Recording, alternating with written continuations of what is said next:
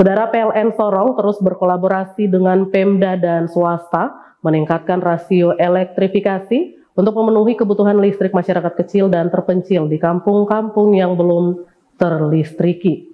Manajer PLN UP3 Sorong, Sofwan Juniardi, membenarkan target rasio elektrifikasi akan terus ditingkatkan sesuai tema Hari Listrik Nasional 2023, Terang Negeriku Bangkit Indonesiaku, sebagaimana dijelaskan dalam wawancara berikut ini.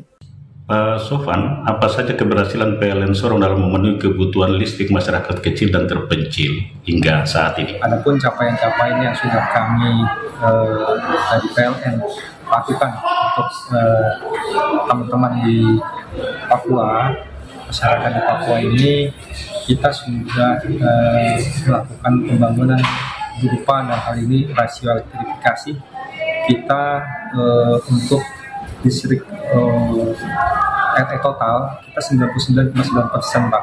Namun memang untuk RE yang PLN saja itu kita masih di angka 88%. Tentunya angka gap ini kita akan penuhi. Ya, mudah-mudahan semakin tahun kami bisa meningkatkan rasio elektrifikasi PLN itu lebih tinggi lagi.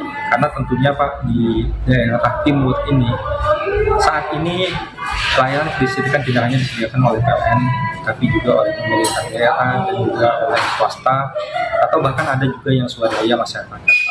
Nah, ini perlahan-lahan nanti kita akan sinergikan dengan pemerintah daerah supaya layanan listrikan itu standar bisa disajikan semuanya oleh PLN.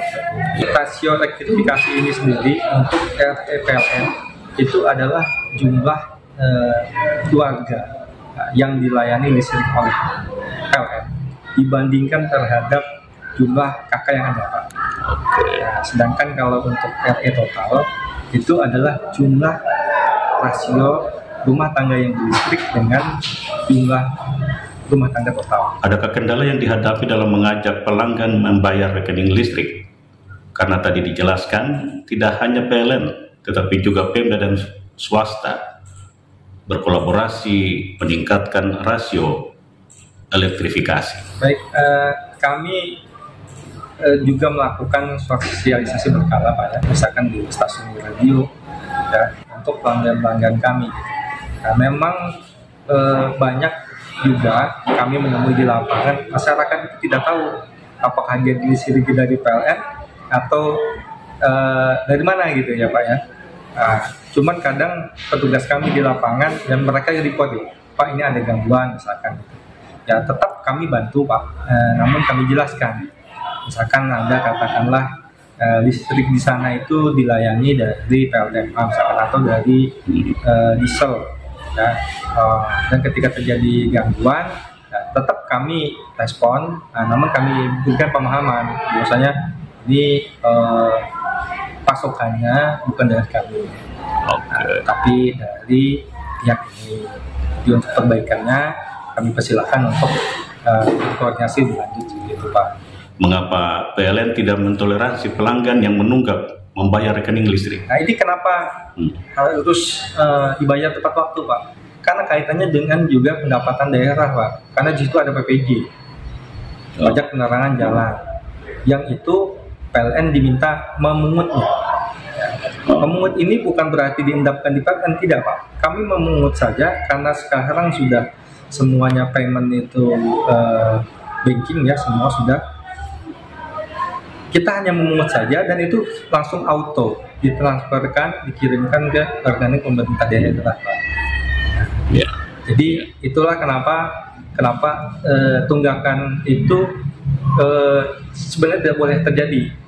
Kata waktunya itu sudah jedanya panjang, Pak. Setelah memakai 1 bulan itu nggak di tanggal 1 kita putus, enggak. Gitu.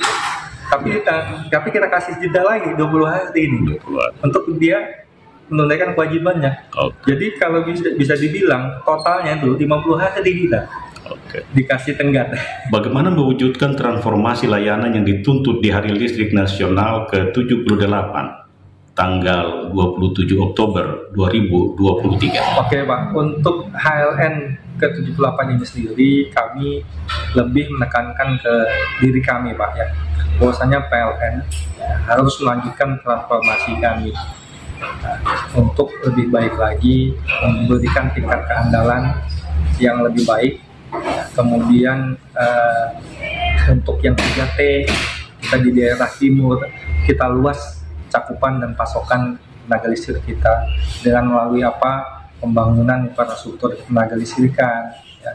Kemudian melayani daerah-daerah 3T dengan program-program kami juga ada beberapa inovasi yang itu bisa kita gunakan untuk membantu pemerintah mencapai kesetaraan dan keadilan layanan kelistrikan di seluruh Papua.